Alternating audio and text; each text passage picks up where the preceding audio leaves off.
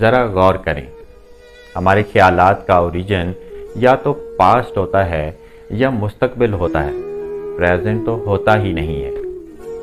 کچھ پانے کا لالچ، کچھ کھونے کا خوف ہمیں لمحہ موجود میں آنے ہی نہیں دیتا۔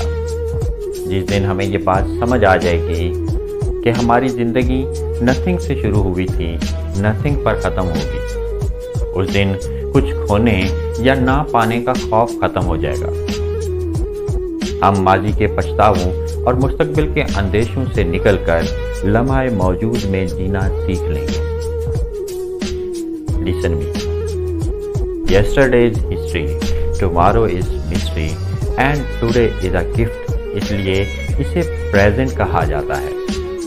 خوشگوار زندگی گزارنے کے لیے لمحہ موجود کو غنیمت جانیں اور اسے ایک اور موقع مانیں۔ ماضی کی غلطیوں کو دور کرنے اور اپنے خوابوں کو سچ کرنے کا انحصار لمحہ موجود کے صحیح استعمال پر ہے۔